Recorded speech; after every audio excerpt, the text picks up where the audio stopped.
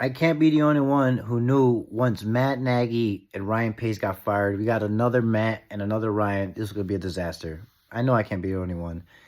Eberflus has to go. No need to waste that time. It needs to be fired by tomorrow. Caskies haven't done it in 100 years. Anyways, let's move on. I will talk about Shane Waldron more because I think there's something going on with him and Caleb Williams. And trust me, with Caleb, please, guys, stick around for the last minutes of the video. But let's do the justice and talk about the game and the winners, the Patriots. What I saw was a coach who was calling comfortable plays for a rookie quarterback and not having his rookie quarterback do too much. Because no matter how you want to spin it, the Bears are a top team in defense, top 10 maybe, arguably. And we're like top 3, top 5 in takeaways. And he only had one interception and threw for 181 yards. And by the way, Patriots offense, 328 total yards. Bears total offense, 142. Caleb, 130 yards passing. Obviously, they're skewed because some were negative yards. And 79 rushing yards total for the Bears. I believe the highest receiver was DJ Moore or Keenan Allen with like 44 yards. No one didn't do shit, really.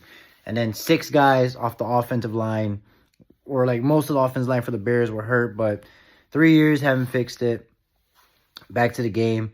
Like I said, you have a vintage Austin Hooper, a Douglas, and a Stevenson that they made it so simple for their rookie quarterback. And even when they have an empty backfield, you have to respect the running game of a Drake May because he's 6'5", he's big, and he's pretty athletic. You know, I always said, compared to Caleb Williams, Jaden Daniels, and Bo Nix, like, Caleb Williams to me was the least athletic out of those 3. Not saying he was the worst quarterback. I thought Caleb was the best prospect quarterback, but I didn't think it was by a landslide or like a big gap or margin.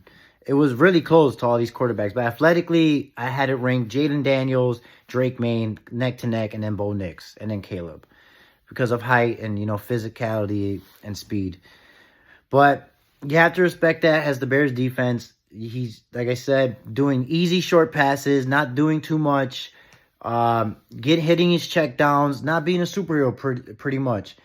Why are the Bears struggling besides the offensive line? Because that excuse can only take you so far, although even though it's the most important probably thing in football. With a star, I guess, because maybe we're living in this reality as Bears fans or this fake world, fantasy world, that maybe this is Keenan Allen's past father time, his back-end career. Maybe this DJ Moore has always not been on a winning team for a reason, maybe because of his attitude. And yeah, he's a good receiver, but he's not a number 1 maybe. Or Cole Kmet's the only one where I'm like, dude, that's the Bears. You're 8-3 when he gets the ball. And then to the Patriots' point, easy pass plays, shortest pass plays to your tight end, your best friend, rookie quarterback's best friend is going to be the tight end because they're the easiest place to get to. And you have a premium tight end, Cole Kmet, and not using him. So it's crazy how the Patriots, no less weapons, did more. Because I don't even know if the Patriots would have beat any other team with 19 points. But shout out to them. They beat the Bears. The Bears got a good-ass defense. Their offense is horrible. So, yeah, it is what it is. And as far as the Bears side, look, you can say what you want about the offensive line, but Caleb was missing a lot of passes. Rather, if it's Shane Waldron calling bad plays, because they were calling run plays when you knew the run was happening, and these screen passes to DJ Moore when you knew they were happening. Because if I know, you damn well know the defense damn knows, because I ain't no coach or nobody. But it was like they're not on the same page. He throws the ball, the wide receiver turns later, like if don't know what the route is, or there are times, you know, that they'll work on in practice. It's not showing. Clearly, when they lost to Washington, the Hail Mary hasn't been the same since, which is understandable. As a player, you played your ass off. You came back with 2 seconds left, and just for a magical Hail Mary to happen and there's nothing you could do about it, well, there it was for the defense and coaches. But offensive side, yeah, it sucks as a player, but you got to move on, and your leaders need to keep your head up and say, yo, we got another game to play. But it just sucked to watch as a Bears fan. 3 points, 21 drives and I believe this is the most in the NFL this year. I don't know if in general, of not scoring a touchdown. You scored, not even 30 points in the last 3 games combined. That's wild. And now here we go to what I think is besides obviously Eberflus being the main problem and the ownership. We know this already, guys. Let's stop. We're not giving Caleb Williams a pass. Look, the Vikings, they beat the Jaguars 12-7.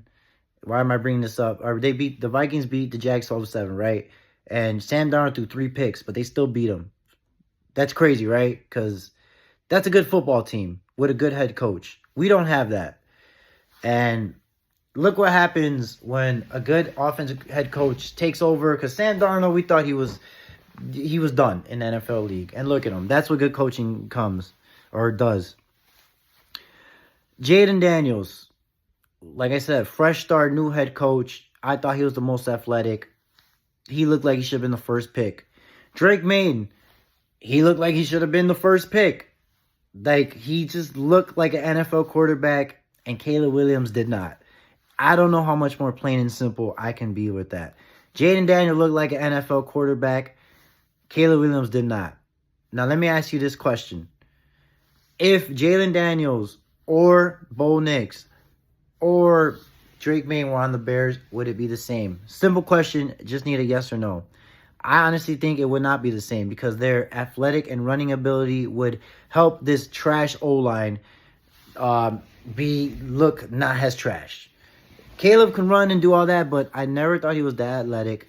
When I was watching his highlights, comparing him to Jalen and Drake Mayen and Bo Nix, I seen them all, and even J.J. McCarthy, I was like, out of all quarterbacks, I just wasn't wowed by what Caleb was doing. I was impressed. I was impressed how he was able to, in the USC, move the pocket. I was impressed these last few games how he can spin and be elusive and, like I said, not to repeat again, but like maneuver the pocket left and right. And I like how he always looked for passes first instead of running first. But that only can get you so far. We want to blame the O-line, but there was a lot of times he was holding the ball. And how are this all-star, I guess if we want to call it all-star, wide receivers are not open? How? Shane Waldron, what are you calling that these guys are not open? Are you calling 4 verticals? Like, what's going on here? And I think there's times when they're not on the same page either. And I also feel like Caleb Williams is changing the plays at the line of scrimmage because I see him, doing his audibles and all that. So I think sometimes he's calling plays and they're not working. And I think Shane Waldron has lost all confidence in Caleb Williams and in knowing he doesn't have an offensive line. And it's crazy because I remember that Pete Carroll would say this was the one issue with Shane Waldron in Seattle. He wouldn't adjust. But his track record still had a top 5 passing offense in Seattle. Geno Smith, another guy we thought was a quarterback that was going to be not in the league no more, is throwing for 4,000 yards and 30 touchdowns.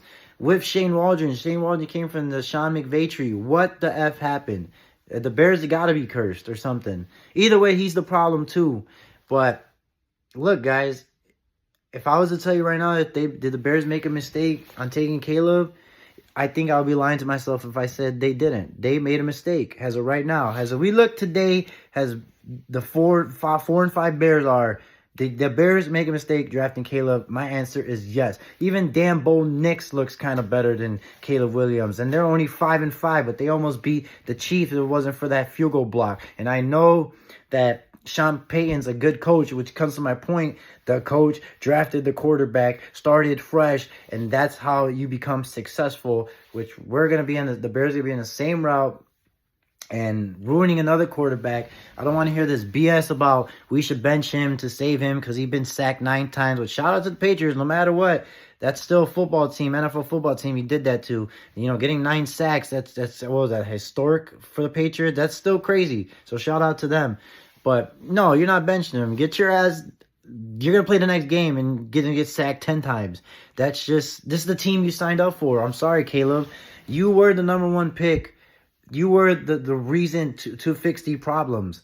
Like, is it a big problem with our coach? Yes. Is it a big problem with the offensive line? Yes. Now I'm on my ranting, by the way. But you are the number 1 pick. You got this signing bonus that you did at the Hard Knocks, the $28 million, why the other guy was like, yeah, I only got 50. You got that to fix these problems. Like, I think Jaden Daniel would have fixed some of these problems. Damn, Justin Fields would have been fixing these problems because he can run. Like, really, really NFL big guy run, if you guys know what I mean. But I don't want to make this too long. I'm just frustrated. Caleb's, I still do believe in a little hope, but we can't act like he's not one of the big problems. Like, I just don't see it in him. I don't. I thought I did when he played that Panthers game, but I just don't. And it stopped, bro. Like, if CJ Stroud did this shit last year too, we would be saying the same thing about CJ Stroud. But he did it. And CJ Stroud is slumping a little bit this season, but you know what the difference is? His team is 6-3. So as long as you win games, it doesn't matter if you're struggling or not. But when you're losing and you're the reason you're losing, it matters. Other than that, I'm done. Good luck against Green Bay. Take it easy on us, Green Bay. Or let's just beat Green Bay. As long as we beat Green Bay, hey, we can lose the rest of the games. Let me know what you guys think. I'll talk to you guys later. Peace.